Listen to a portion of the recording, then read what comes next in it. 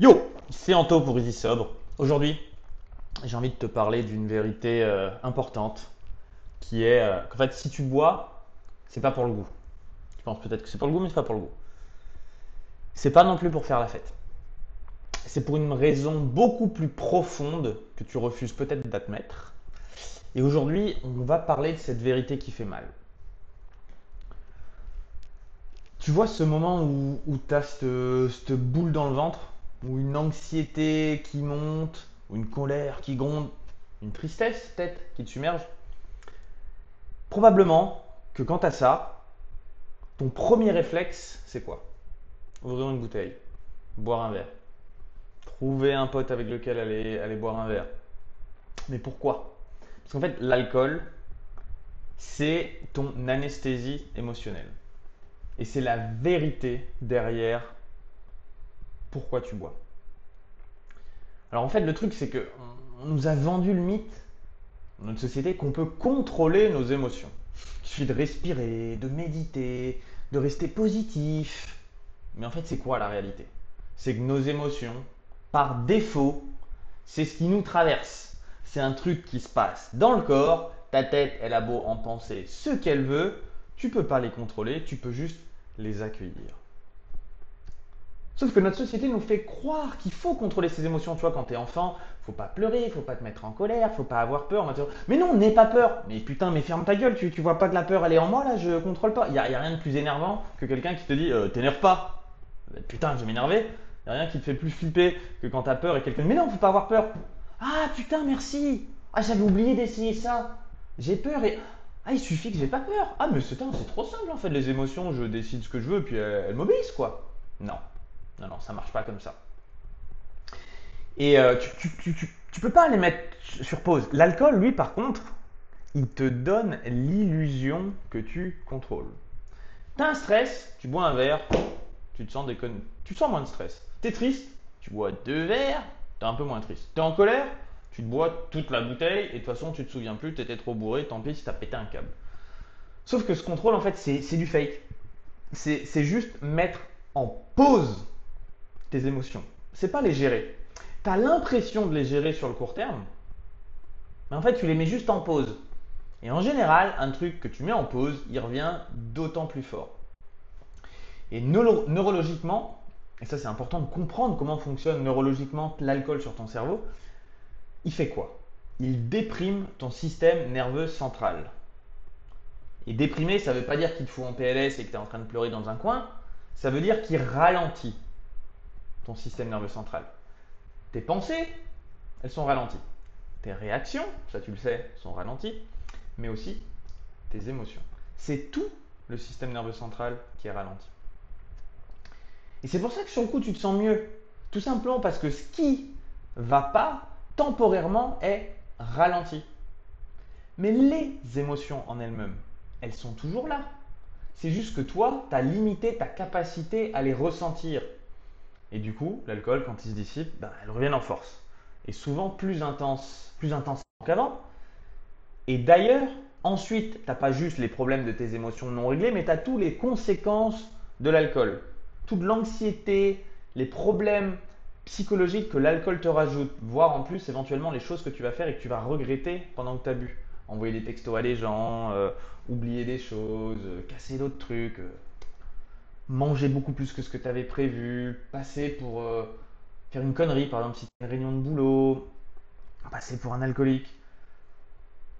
Du coup, tu te retrouves avec une solution qui était censée, enfin, quelque chose qui était censé t'apporter une solution à un problème. Et encore une fois, tu as pensé qu'il fallait résoudre ce problème parce que tu as pensé à un moment que les émotions, fallait les contrôler. Du coup, tu essaies de les contrôler avec de l'alcool. Mais ensuite, quand l'alcool n'est plus là, tu as toujours le problème de tes émotions, limite encore un peu plus fort, parce qu'en attendant, elles étaient sur pause, mais elles étaient en train de taper fort contre le mur. Eh oh, je veux quand même être entendu. Et en plus, tu as tous les problèmes générés par la consommation d'alcool. Donc tu te retrouves avec plus de problèmes qu'avant. Ok, mais alors qu'est-ce qu'on fait? C'est un peu déprimant là ton discours, Anto. Bah ouais, faut déjà accepter que c'est pas toujours marrant pour commencer. Mais le point le plus important, c'est d'accepter qu'on ne peut pas contrôler nos émotions.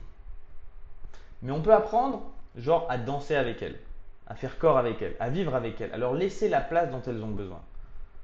Alors tu peux faire, par exemple, tu peux nommer l'émotion. Ok. Au lieu de te dire, oh, putain, je suis énervé, tu vas faire, ok, là je sens qu'il y a de la colère en moi. Tu peux prendre un peu de distance par rapport à cette colère, te la laisser quand même te traverser, mais te dire, ok, ça ne me définit pas, c'est pas forcément un problème, ça s'appelle être un putain d'être humain. Tu peux la localiser physiquement dans ton corps. Moi, ça marche pas trop ça, mais je sais que pour certaines personnes, ça fonctionne. Essayer de sentir où est-ce qu'elle se situe, est-ce que c'est dans la gorge. Comme ça, tu lui donnes une forme un peu plus concrète et tu peux encore plus t'en distancier. Tu respires, pas pour la faire partir, c'est ça qui est important, mais pour vraiment la laisser te traverser. Genre, tu te détends pour que l'émotion, elle prenne vraiment le pas sur toi et que tu la vives. Et tu peux aussi bouger. L'émotion, c'est de l'énergie. E-motion. C'est ce qui met, c'est de l'énergie qui met en mouvement. Les émotions, c'est que ça. Dans un monde dépourvu d'émotions, on ne se mettrait pas du tout en mouvement, on ferait rien, on serait là comme des logs sur le canapé en mode ah, rien n'a d'importance, tout ça. Donc on se dit waouh, cool, l'émotion, c'est fait pour me mettre en mouvement. Donc je peux la laisser circuler. Alors c'est pas sexy, c'est pas instantané comme l'alcool, ça prend du temps, c'est inconfortable, mais au moins c'est durable, tu peux l'appliquer n'importe quand et ça fonctionnera pour toute ta vie. Moi perso, j'ai une tendance à essayer de contrôler mes émotions. Tu vois, quand je te parle, c'est pas que parce que je fais le prof qui dit exactement ce qu'il faut faire. Je me reconnais aussi dans ce merdier, tu vois. Et en tout cas, enfin, je me voyais à un moment comme le roi du contrôle émotionnel, tu vois. Enfin, c'est ce que je croyais. Parce que chaque émotion, j'ai essayé de la contrôler jusqu'au jour où j'ai réalisé qu'en fait, j'étais juste en train de l'anesthésier, que ce soit avec de l'alcool, que ce soit en travaillant plus, que ce soit en faisant plus de sport, que ce soit en lisant plus de livres.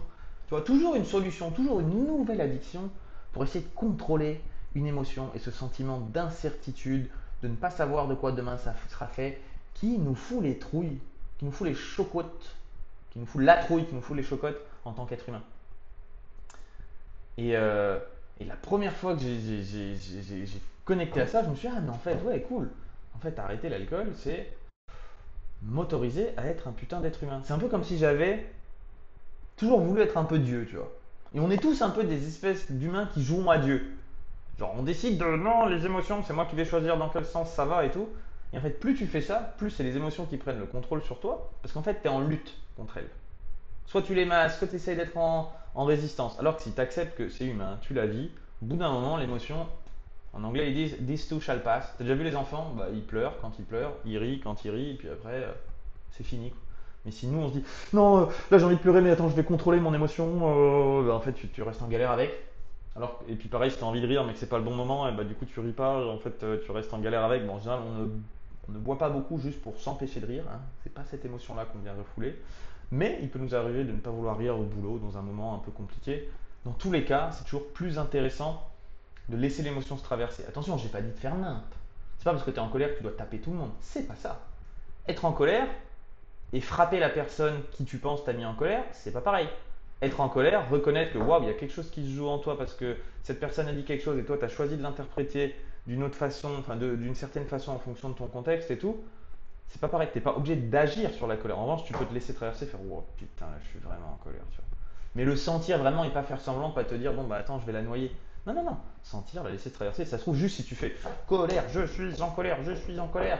Bah, au bout d'un moment, en fait, tu te retrouves à plus être en colère. Parce que la colère, c'est bon, c'est comme si t'avais épongé la colère de la serviette.